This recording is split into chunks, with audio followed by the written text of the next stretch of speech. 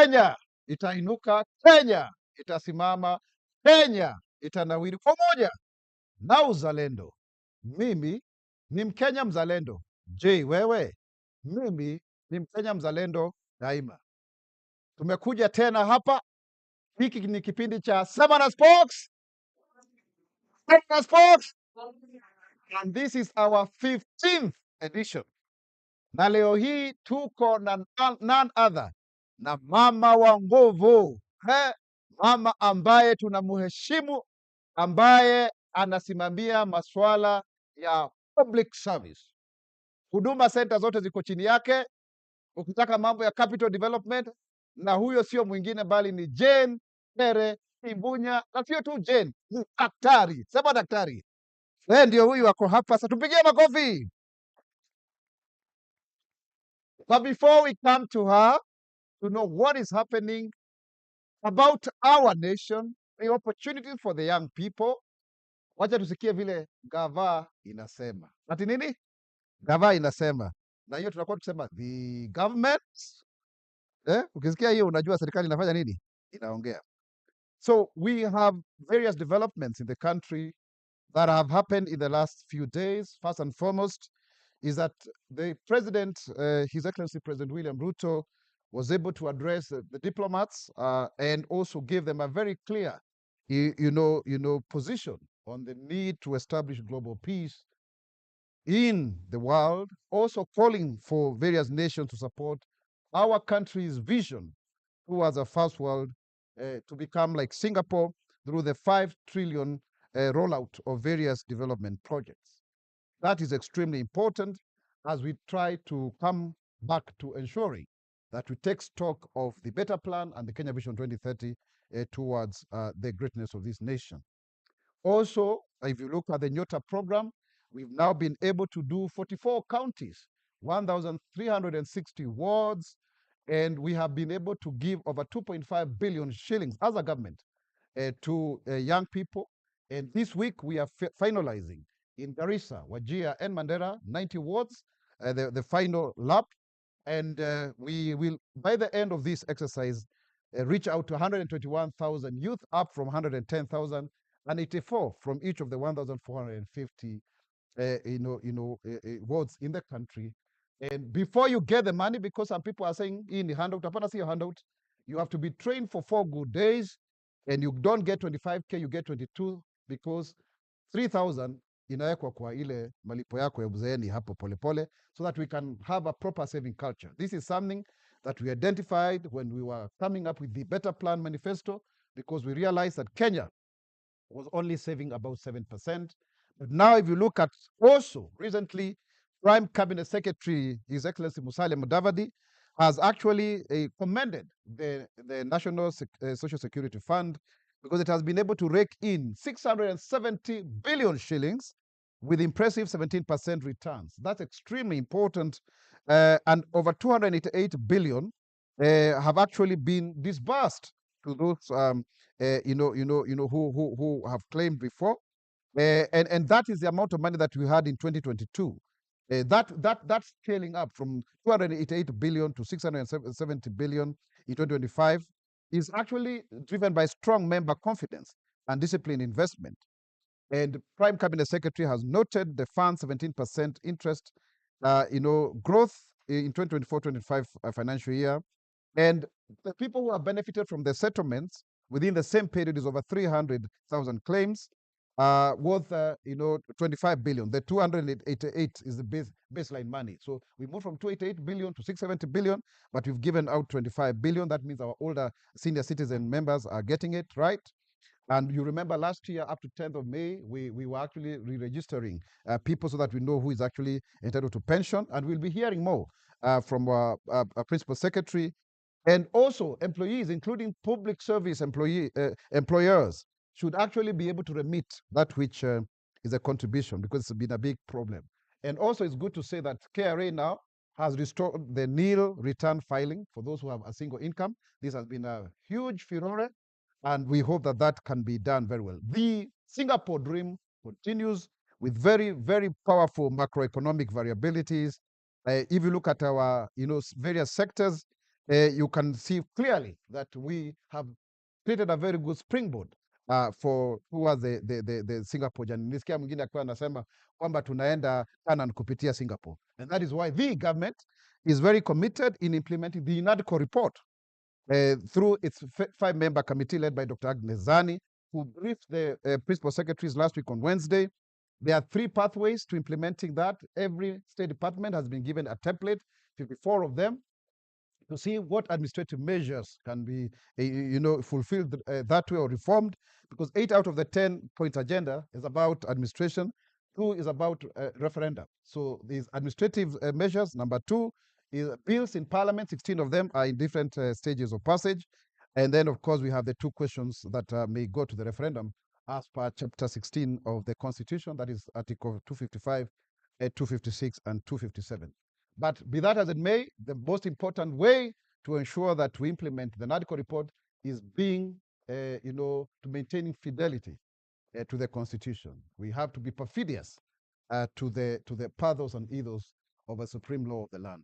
With those many and few remarks, sasa tuende upande ule mwingine, tusikie Bonga na Gava, tusikie kile serikali inasema, tusikie vile tutajua mambo ya huduma kwa jamii na mambo ya utumishi wa umma. Makofi tukienda upande ule mwingine.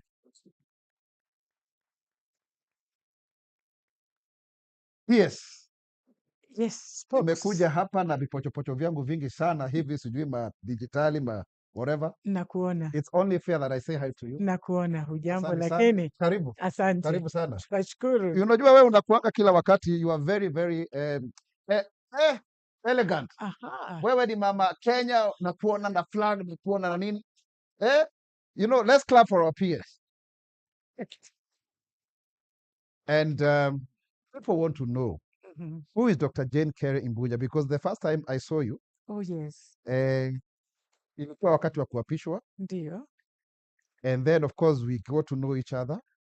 Alafu nikaenda mahali kunaitwa Botswana, Nakwenda kule Botswana. nikapata jina lako kubwa tu. In fact, I was surprised. There's a friend of mine from Botswana, Yes. who we came to know each other through you, and Dr. Imbunya. Yes. And I didn't know that Okay. eventually we'll end up, working together with you in government. So who is Dr. Jane Carey Imbunya? Where did you grow up? That little girl to where you are today. Okay. Spox, we call him Spox, the government spokesperson. First of all, let me thank you with a lot of humility for giving us this big platform to speak to the Kenyans and make Kenyans understand what we do in government. So for that, I give it to you.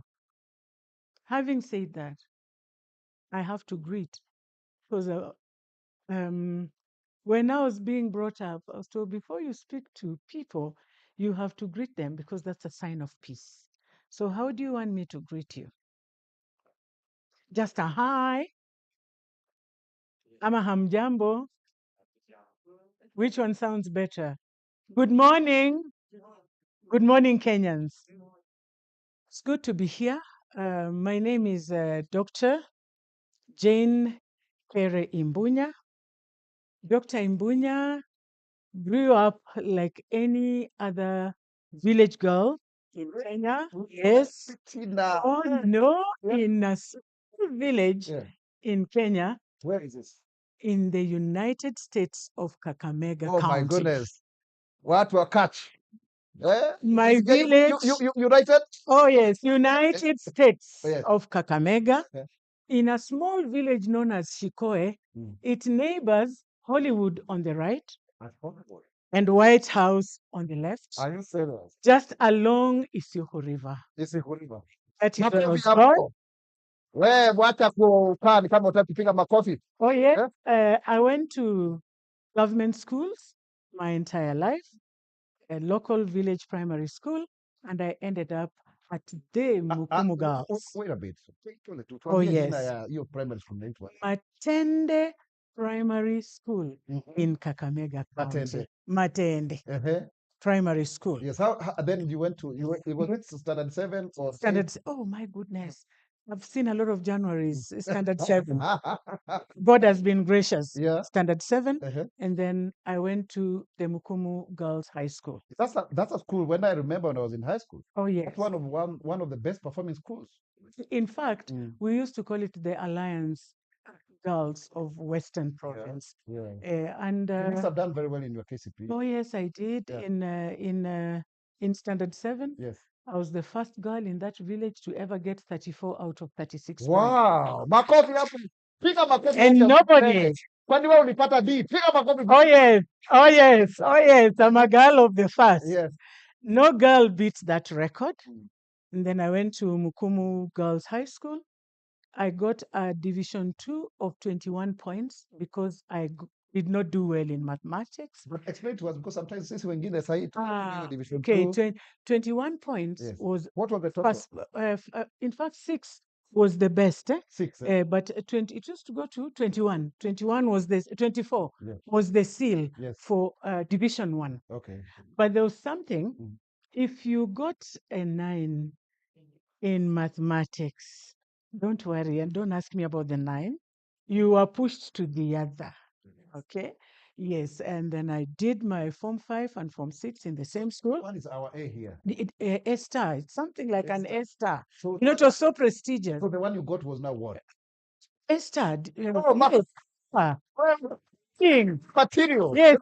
Exceeding Yeah. expectations Mm. in the current world. Okay. Then I went to Form 5 and 6 in the same institution and got 3 principals and 1 subsidiary, Wow. which was actually the maximum.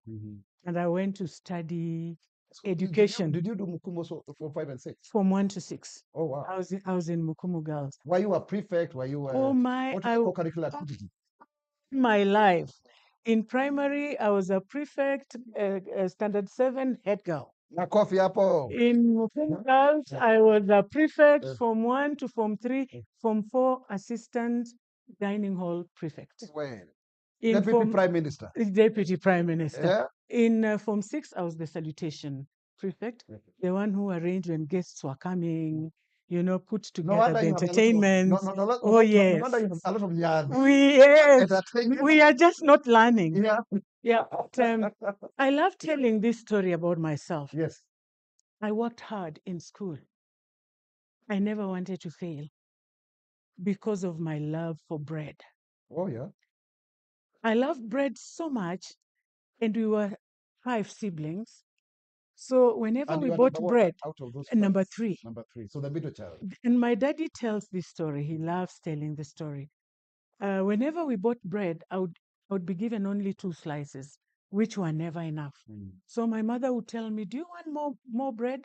Then go to school so that you can buy the yellow one, white with raisins." So bread made me. Wow, I worked so hard. So you worked hard to buy that because I wanted to get to the shop. Wow. You know, that time we didn't have sliced bread. And there was a bakery of Makoti in Kakamega town.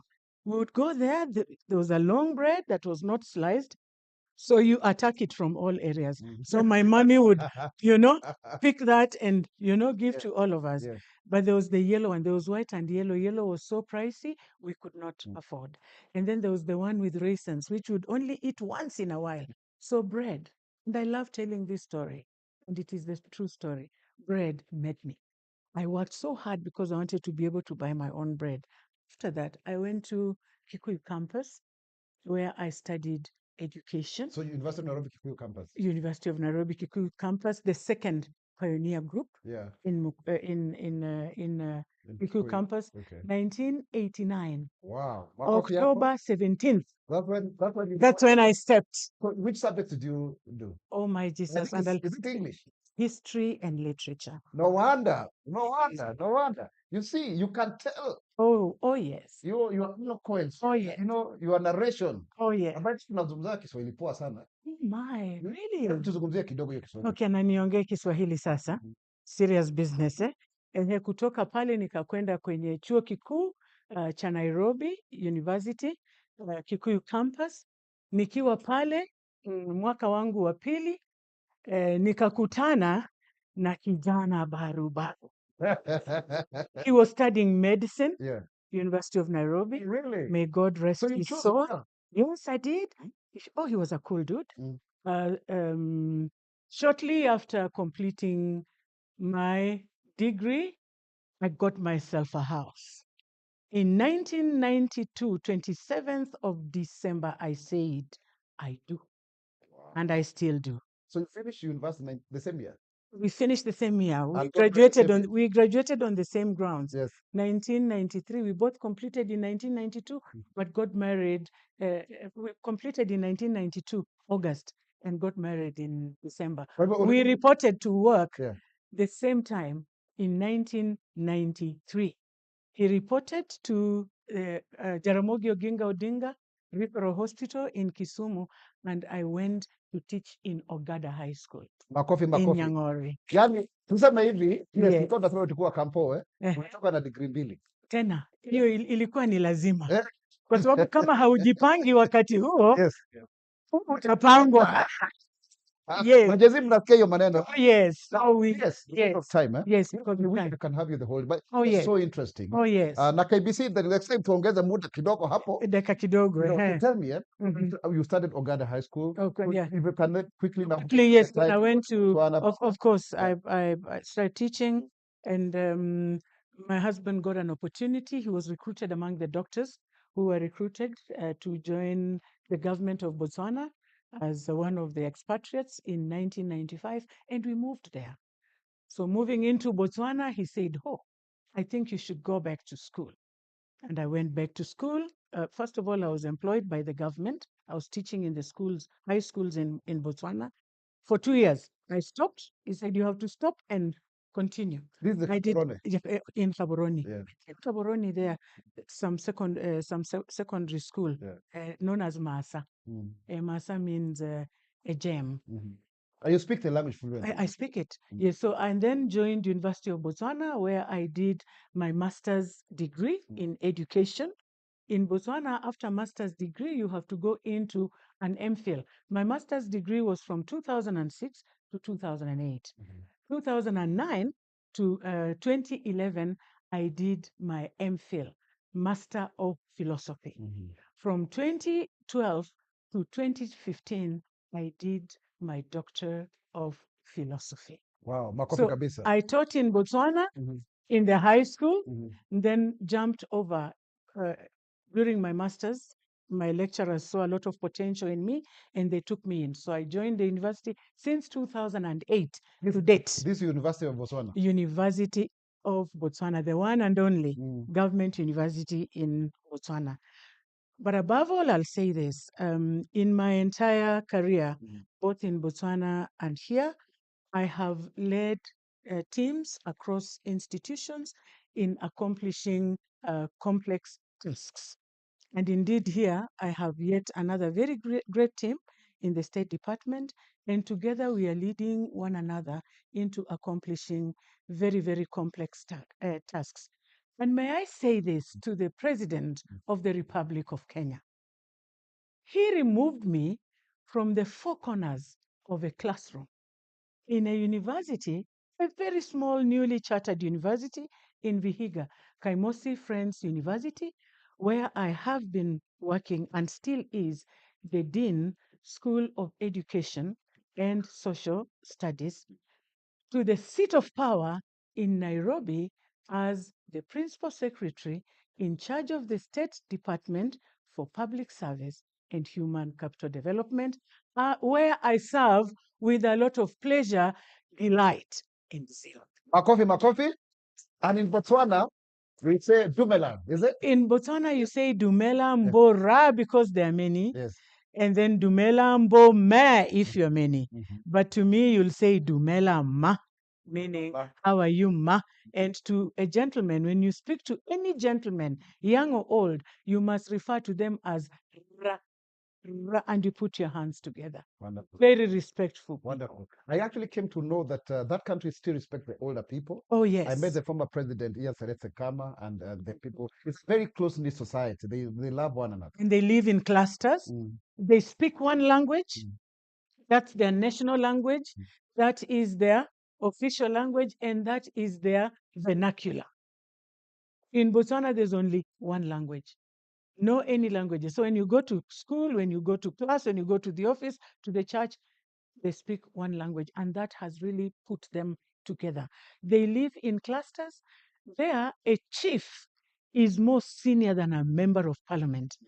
A chief is what we can call a governor here in Kenya, because they do not, their administration is not yet devolved, but a beautiful country. Tunasema hata hapa tuwe Wakenya wazalendo. Wazalendo. Hakuna mambo ya ukabila. Yes. One language, Kiswahili, na tupendane, si ndio? Ndio. Let's take a short break, then we'll come here back on this end to hear from our one and only Ma Imbunya. Yes. Na hii ni Sema na Spox. Sema na Spox. Makofi kabisa hapo.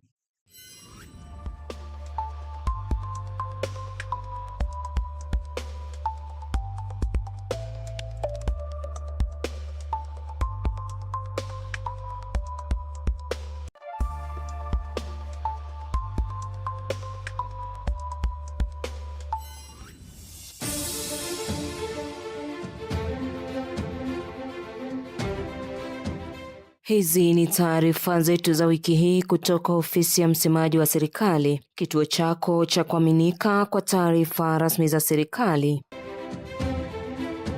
Rais William Ruto ametangaza hatua kubwa za maendeleo kwa kaunti ya Nairobi zitakazoboresha miundombinu, huduma za kijamii na ustawi wa wakazi wa jiji. Rais ameendelea kuwezesha vijana kupitia mpango wa Nyota kwa kutoa mtaji wa kuanzisha biashara kwa vijana katika maeneo mbalimbali nchini. Rais amekagua mradi wa barabara ya Ngong Naivasha ambao unalenga kupunguza msongamano wa magari na kurahisisha usafiri jijini Nairobi. Ametoa hati ya hadhi ya chuo kikuu cha Bomet, hatua itakayopanua fursa za elimu ya juu katika eneo la kusini mwa bonde la Ufa. Rais ameeleza mikakati ya serikali ya kupunguza gharama ya maisha, ikiwemo nafuu ya chakula, nishati na huduma muhimu. Naibu Rais Kithure Kindiki ameongoza kikao cha mapitio ya mradi ya Nyota pamoja na mawaziri, makatibu wakuu na wakuu wa mashirika ya serikali. Kenya imepata ufadhili wa kimataifa kwa ajili ya utafiti wa awali wa barabara ya Mau Summit Malaba itakayoboreshwa kwa ushirikiano wa kimataifa. Mkuu wa utumishi wa umma Felix Koskei ameongoza kikao cha kwanza cha makatibu wakuu cha mwaka 2026 kikiwa na lengo la kuimarisha utekelezaji wa vipaumbele vya serikali. Uzinduzi wa kitabu cha She Finance umehamasisha usimamizi wa fedha unaoongozwa na misingi ya imani kwa wanawake na jamii kwa jumla. Waziri Kipchumba Murkomen amezindua zoezi la usajili wa vitambulisho kwa kutumia vifaa vya rununu ili kuwafikia wananchi wengi zaidi. Waziri wa fedha John Mbadi amesisitiza ushirikishwaji wa vijana na umma kwa ujumla katika mchakato wa bajeti na ubinafsishaji wa mashirika ya umma. Kenya imezindua sera ya kitaifa ya usafiri wa umeme inayolenga kupunguza uchafuzi wa mazingira na kuimarisha uchumi wa kijani. Kenya imeimarisha ushirikiano na shirika ya afya duniani ili kuharakisha utekelezaji wa huduma ya afya kwa wote. Katibu mkuu Oluga amethibitisha dhamira ya Kenya kuimarisha huduma za saratani kupitia uwekezaji katika vifaa vya rasilimali watu. Kenya na Japan zimeimarisha ushirikiano wa afya ikiwemo uzalishaji wa vifaa vya matibabu ndani ya nchi. Wafanyikazi wa sekta ya sukari wamesitisha mgomo baada ya serikali na vyama vya wafanyikazi kufikia makubaliano. Serikali ya kitaifa imechukua rasmi ujenzi wa uwanja wa viti 15,000 wa Mombasa ili kuharakisha ukamilishaji. Serikali imeongeza kasi ya miradi ya maji ya mwisho wa mtandao Eldama Ravine ili kuboresha upatikanaji wa maji safi. Mradi wa umwagiliaji wa Nguruman, Kajiado Magharibi, umeongeza uzalishaji wa kilimo cha kisasa na kuboresha maisha ya wakulima. Kenya imeongeza ujumbe wa Afrika Mashariki na pembe ya Afrika hadi Ufilipino kujifunza mifumo bora ya uhamiaji wa kazi. Ni mwisho wa taarifa zetu za wiki hii. Tukutane tena wiki ijayo. Jina langu ni Rahab Adhiambo.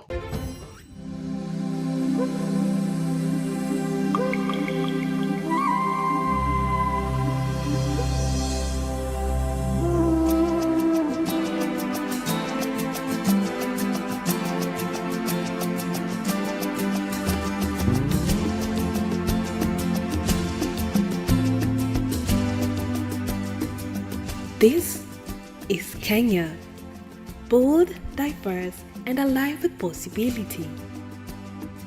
During Jamhuri Thematic Week, the nation paused to reflect on its journey and recommit to its future. At the heart of the future is tourism, a powerful driver of economic growth, a source of livelihoods for millions, and a vital bridge connecting Kenya to the world. Our focus is razor sharp on making sure that we deliver results. And the results speak for themselves today. Our tourism numbers are up by almost 1 million. People going to the national park have increased from about 2.1 million to 3.26 million. Delegates coming for conference facilities, we had 23,000 in 2022. Today we have 37,000 as of last year. Actually this year, beginning this year. And the numbers are growing. The tourist earnings are growing, in fact, exponentially. And that is the trajectory we want to push.